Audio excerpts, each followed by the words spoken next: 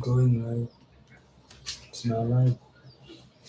Right, good afternoon and welcome to the channel. Please subscribe, like the video and share, and also drop in a comment. It's just going to be a short video. We just want to analyze a little bit because we saw the Indian Prime Minister Narendra Modi visiting the United States or having a conversation with Donald Trump. And at the end of that conversation, 25% tariff were lifted up, were lifted, which means the Indians are no longer going to pay 25% tariff on their oil. And here's a significant twist to the story. It is on condition that India stops buying Russian oil. On condition that India stops buying Russian oil. So if India continues to buy Russian oil, they will face 25% tariff. Now it seems that India, of all countries, a big country of 1.4 billion people, is subjecting itself to be bullied by the United States, a country of 500 million people. It's like a toddler bullying an uncle. And then the uncle sits down and gets in a self-pity mode. And then the toddler says, okay, uncle, I'll no longer do it.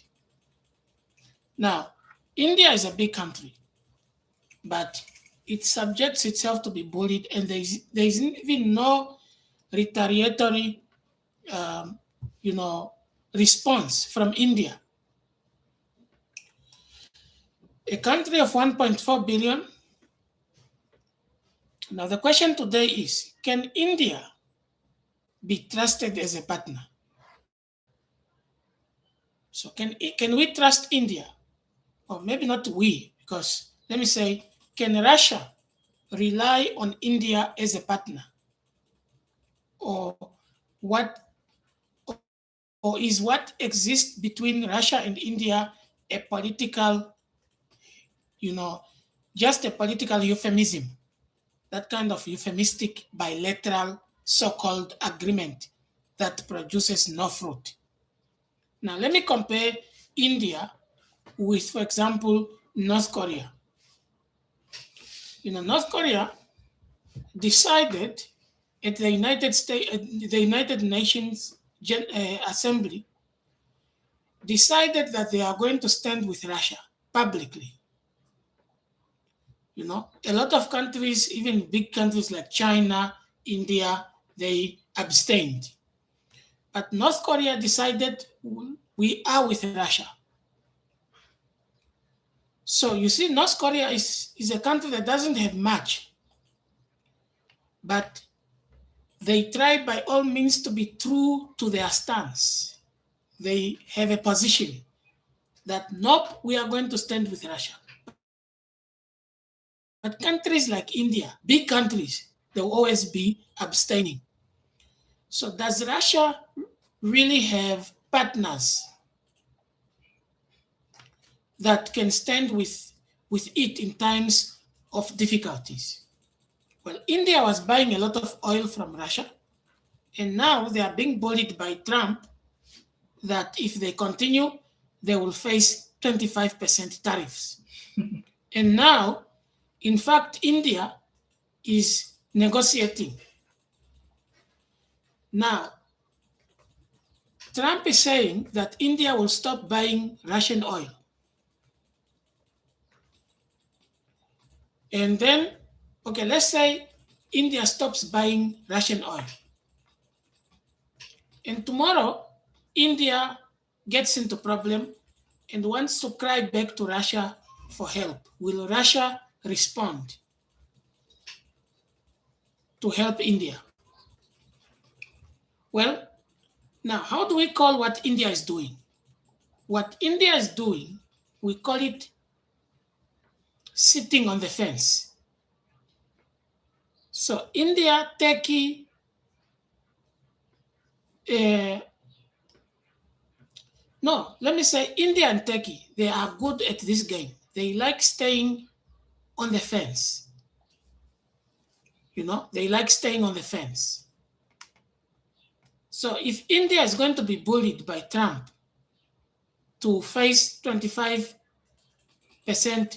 tariffs on because they are buying Russian oil, well, let me give you what China did. When America increased 150, what?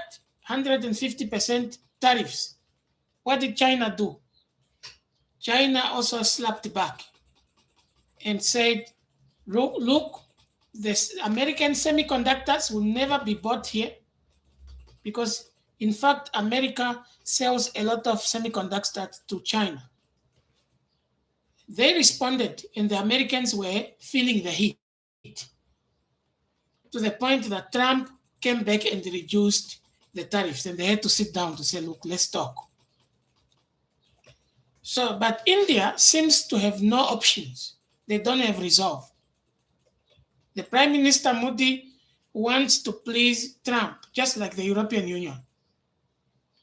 They want to please Trump, but the European Union have muscle. The European Union cannot allow themselves to be bullied by America because what the European Union could do is they could just switch off Google, American companies, Google, um, you know, Apple, and the Europeans can come up with their own alternative. If America loses Europe, that's a huge market they have lost. And for Google, it will even suffer more because Google does not operate fully in other countries. In China, it is not there. So it is not in Russia, not fully in Russia. So Europe and Africa are the main powerhouses financially for Google.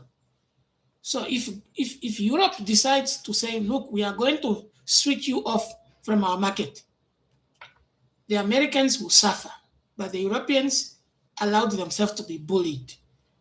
A buffalo being bullied by a chihuahua economically. Okay, we know that America has an economic muscle, but at this specific dynamic, America is a chihuahua bullying a buffalo, as far as Europe is concerned.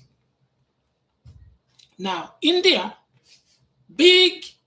as big as it is bullied into submission by America.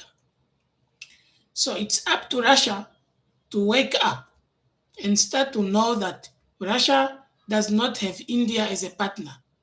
Russia has India as a, somebody who just come by.